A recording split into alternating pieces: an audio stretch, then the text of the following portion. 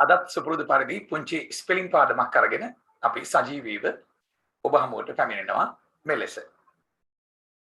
ඕනෑම ඉංග්‍රීසි වචනයකට අකුරු ගලපනකොට ස්පෙලිං ලියනකොට අපිට අත්‍යවශ්‍ය වෙන මුල්ම අකුරු පහ තමයි A E I O U කියන අකුරු පහ. A අකුරෙන් අයන්න, E අකුරෙන් එයන්න, I අකුරෙන් ඉයන්න, O අකුරෙන් අයන්න හෝ ඔයන්න, U අකුරෙන් උයන්න. U අකුරෙන් උයන්න ගන්නත් පුළුවන්, U අකුරෙන් අයන්න ලියන්නත් පුළුවන්. ජනප්‍රිය මේ වෙළඳ සන්නාමයක් තියෙනවා Uber කියලා. Uber ලියනකොට U අකුරෙන් පටන් ගන්න උයන්න. U B E R. අපි වචන ලියලාම බලමු. උයන්නේ શબ્දය අපිට U අකුරෙන් ගන්න පුළුවන්කම තියෙනවා. Uber. U B E R. Uber.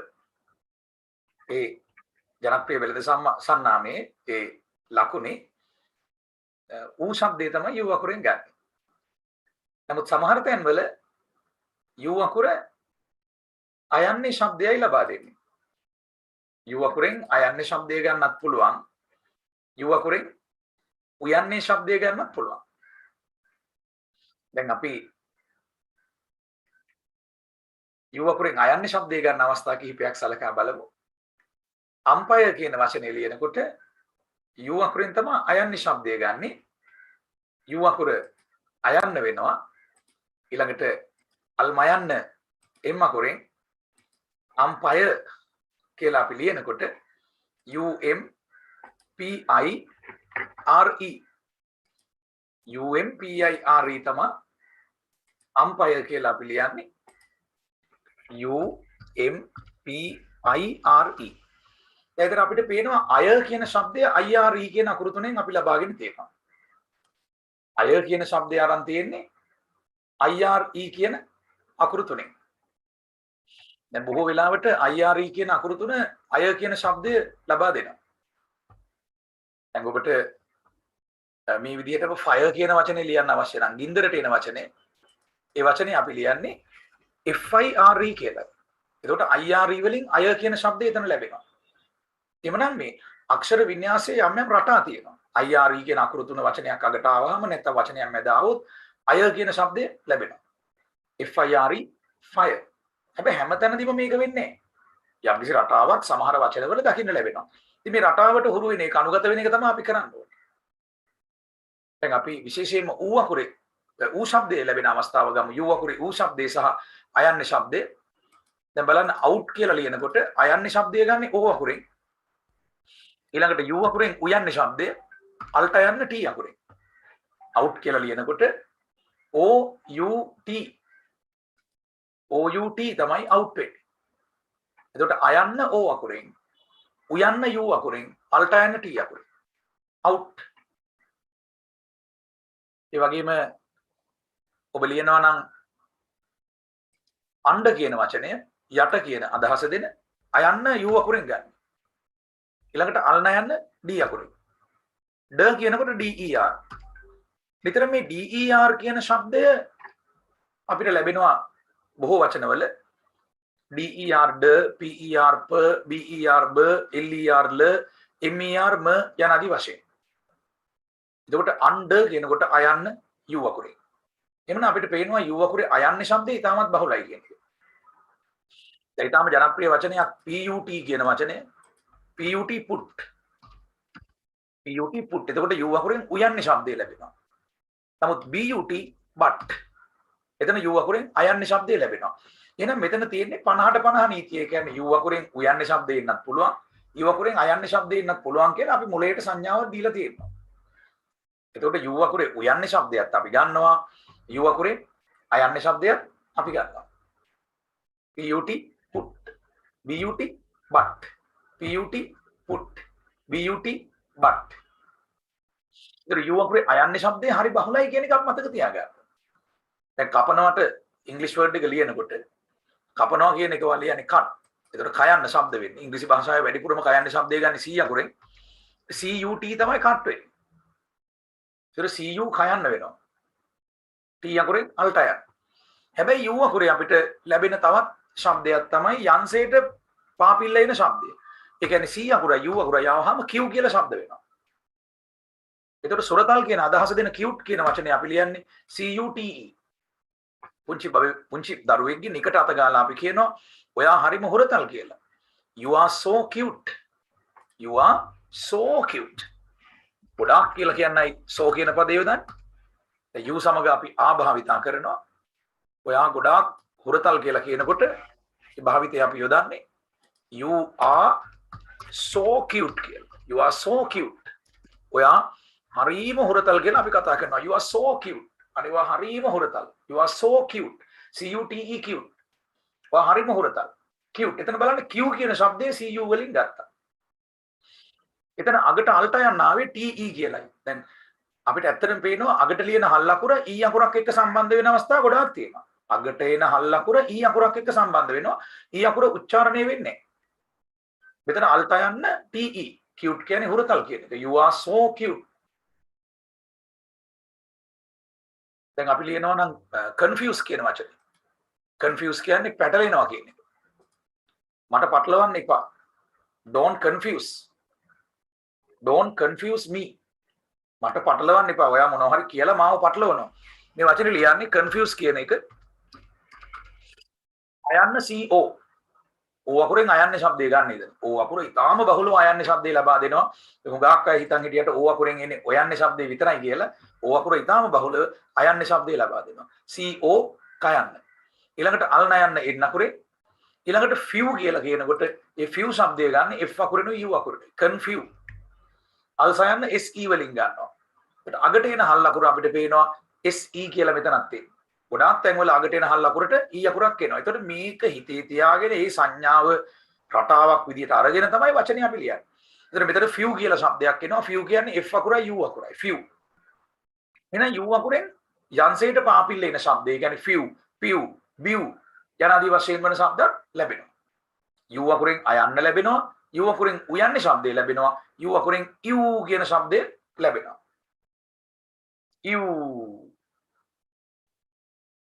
දැන් අපි ඊටම ජනප්‍රිය වචනයක් ගමු.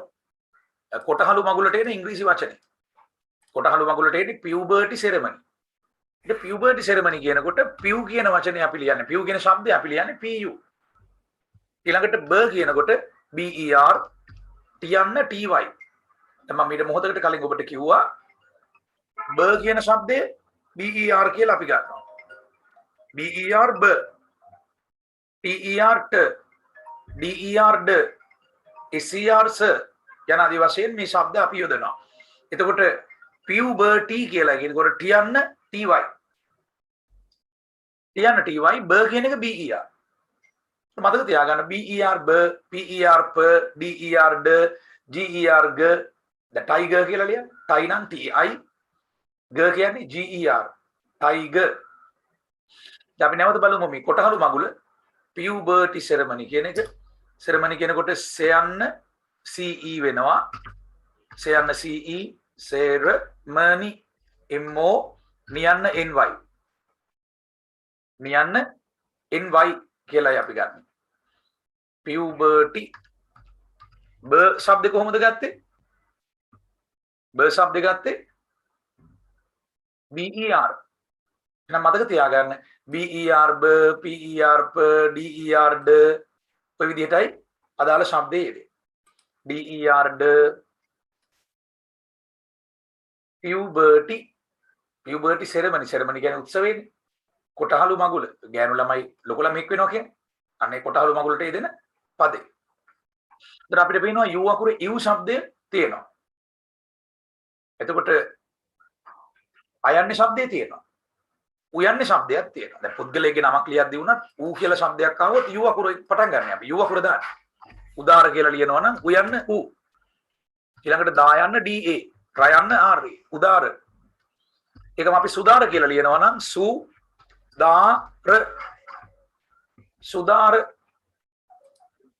su සුයන්න දා යන්න da රය යන්න ra. සුදාර. උයන්නේ શબ્දය u අකුරෙන් අපි ලබා ගන්නවා. දැන් අපි විනෝදයට යොදන ඉංග්‍රීසි වචනය ගත්තොත් fun. fun කියන වචනේ u අකුරක් තියෙනවානේ. ඒ මොකක්ද ඒ U අකුර? F U N F U N තමයි fun වෙන්නේ. ෆයන්න F U අල්න යන්න N අකුරෙන්. F U N fun. එතකොට U අකුරෙන් මොකක්ද දෙන ශබ්දය? අයන්නේ ශබ්දය. F U N fun. F U N fun. ෆයන්න F U අල්න යන්න N අකුරෙන්. අයන්නේ ශබ්දයක් බහුලව U අකුරෙන් එනවා. එතකොට දැන් කෙනෙක් අපෙන් අහනවා කොහොමද සර් අපි ඔක්කොම මතක තියාගන්නේ? මතක තබා ගැනීම පිළිබඳ ප්‍රශ්නය නෙමෙයි මෙතන ප්‍රධානම දේ රටාවක් තියෙනවා කියලා ඒ සංඥාව ඔළුවට දෙන එක. U අකුරේ අයන්න තියෙනවා කියලා සංඥාවක් තියෙනවා අපි ළඟ. ඒක U අකුරේ අයන්න තියෙනවා නම් අපිට පුළුවන් ඒ වචනේ දැකපු ගමන් හඳුනා ගන්න හරි මෙතන තියෙන්නේ අයන්න. If you fire BU බයන්න. දැන් බනිස් ගෙඩියට බන් කියනවා. එතකොට අපි දන්නවා මේක බයන්න BA වෙන්නත් පුළුවන් BU වෙන්නත් පුළුවන්. දැකපු ගමන් අපි දන්නවා රයිට් මෙතන තියෙන බනිස් ගෙඩියට බන් එක BU බයන්න. අර සංඥාවක් තියෙනවා ඔළුවේ. රටාව හඳුනගෙන තියෙනවා. ඒතර දැකපු ගමන් මතක හිටිනවා. ඒකයි වෙන්න ඕනේ. දැන් බනිස් ගෙඩියට බන් කියලා කියනකොට BUN අපි කියන්නේ ෆිෂ් බන් එකක් කියලා. මාළු පාන් ගෙඩිය. මාළු පාන් ගෙඩිය අපි ලියමු. ෆිෂ් බන්. මට ඕනේ මාළු පාන් ගෙඩියක්. I want a fish bun. මට ඕනේ මාළු පාන් ගෙඩි දෙකක්. I want two fish buns. I want two fish buns. මට මාළු පාන් ගෙඩි දෙකක් ඕනේ කියලා ලියන්නේ කොහොමද? YouTube එකේ අපිත් එක්ක රැඳිලා ඉන්න ලියන්න බලන්න මට මාළු පාන් ගෙඩි දෙකක් ඕනේ කියලා. මට මාළු පාන් ගෙඩි දෙකක් ඕනේ. I want two fish buns. I want two fish buns. එතකොට S අකුර එනකොට අල්සයන් දාන්න ඕනේ. අල්සයන් එනකොට S අකුර දාන්න ඕනේ. I want two fish buns. මට මාළු පාන් ගෙඩි දෙකක් ඕනේ. I want two fish buns. I want two fish buns. fish ලියනකොට ෆියන්න FI ඊළඟට ගයනු අල්සයන්ක් එනවා. ඒ ගයනු අල්සයන් SH කියලා එන්නේ. ගයනු අල්සයන් SH කියලා එන්නේ. ඉතින් අපි U අකුර ප්‍රධාන වශයෙන් කතා කළා. U අකුරේ අයන්න තියෙනවා. U අකුරේ උයන්න තියෙනවා. U අකුරේ U කියන શબ્දේ තියෙනවා. ඒ කියන්නේ යන්සයට පාපිල්ල එන શબ્දයක් U අකුරේ තියෙනවා. දැන් නලවනවට ක්‍රියාපදේ අපි ගත්තොත් නලවනවට කියන්නේ ලල්. ඒතර ලල් කියනකොට අපි දන්නවා මෙතන ලයන්න LU වෙන්න පුළුවන්. ඒතර දැකපු ගමන් මතක හිටිනවා. LU ලයන්න ඩබල් L આવොත් ආයි එතනත් අල්ලා යන શબ્ද වෙන්නේ. LU ඩබල් L කියන්නේ ලල් නලවනවා. මට ඔයාව නලවන්න බෑ. I can't lull you. LU double L lull. මට ඔයාව නලවන්න බෑ. I can't lull you. LU double L lull. දැන් බලන්න ගල් කියන වචනේ මොකද්ද ගල් කියන්නේ?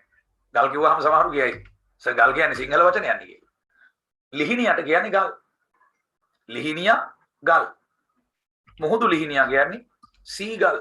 ඒක ගල් නෙමෙයි ගල් කියලා උච්චාරණය වෙන්නේ.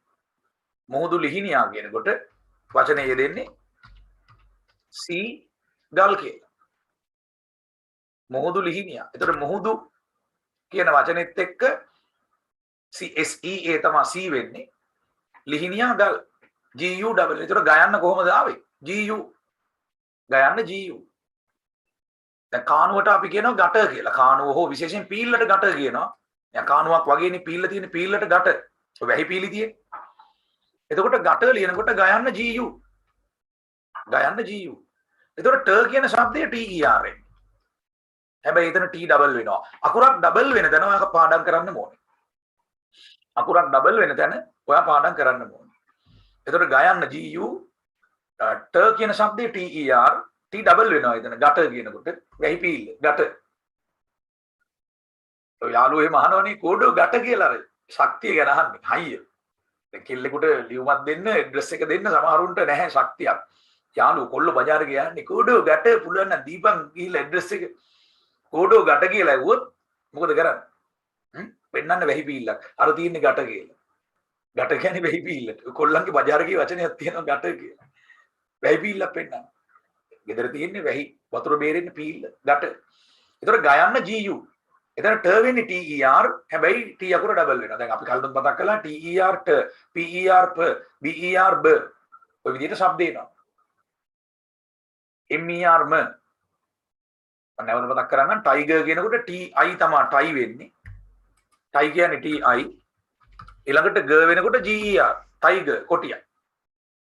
අපිට පේනවා ඒ ග ශබ්දය බ ශබ්දය GER ග BER බ නිතර එන ස්පෙලිං රටාවන්. එතකොට මේ රටාවන් වලින් අපිට ස්පෙලිං අල්ලගන්න ලේසි.